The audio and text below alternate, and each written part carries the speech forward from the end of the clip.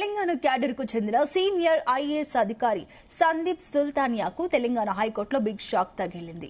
Secunderabad cantonment బోర్డుకు చెల్లించాల్సిన నిధులు జాప్యంపై నమోదైన కేసులో కోర్టు పూర్వ ఆదేశాలను బేఖాతారు చేసినందుకు గాను కోర్టు ధిక్కారణ చర్యల కింద అరెస్టు వారెంట్ జారీ చేస్తూ హైకోర్టు ఆదేశాలు ఇచ్చింది. న్యాయస్థానం ఇచ్చిన స్పష్టమైన ఉత్తర్వులను సైతం లెక్క చేయకుండా ప్రవర్తించిన అధికారిపై చట్టపరమైన చర్యలు తీసుకోవాల్సిందేనని పేర్కొంది.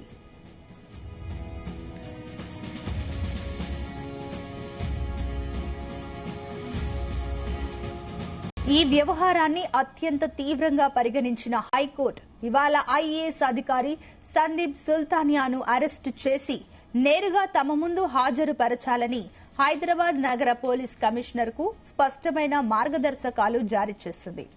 అయితే ఒకవేళ సదరు అధికారి తాను స్వచ్ఛందంగా వ్యక్తిగతంగా కోర్టు విచారణకు హాజరవుతానని స్పష్టమైన హామీ ఇస్తే మాత్రం 5,000 రూపాయల పూచీకత్తుపై ఆయనను విడుదల చేయవచ్చని న్యాయస్థానం తన ఉత్తర్వుల్లో మినహాయింపునిచ్చింది.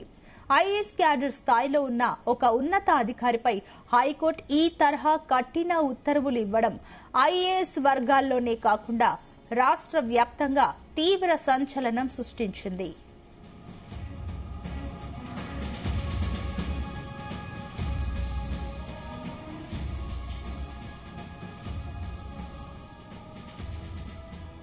తెలంగాణ క్యాడర్ కు చెందిన సీనియర్ ఐఏఎస్ అధికారి సందీప్ సుల్తానియాకు తెలంగాణ హైకోర్టులో బిగ్ షాక్ తగిలింది. సికింద్రాబాద్ కంటోన్మెంట్ బోర్డుకు చెల్లించాల్సిన నిధుల జాప్యంపై నమోదైన కేసులో కోర్టు పూర్వ ఆదేశాలను బేఖాతారు చేసినందుకు గాను కోర్టు ధిక్కారణ చర్యల కింద అరెస్టు వారెంట్ జారీ చేస్తూ హైకోర్టు ఆదేశాలు ఇచ్చింది.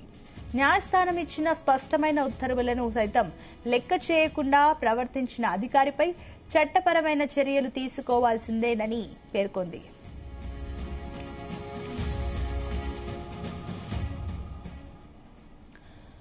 ఈ వ్యవహారాన్ని అత్యంత తీవ్రంగా పరిగణించిన హైకోర్టు ఇవాళ ఐఏఎస్ అధికారి సందీప్ సుల్తానియాను అరెస్టు చేసి నేరుగా తమ ముందు హాజరుపరచాలని హైదరాబాద్ నగర పోలీస్ కమిషనర్ కు స్పష్టమైన మార్గదర్శకాలను జారీ చేసింది.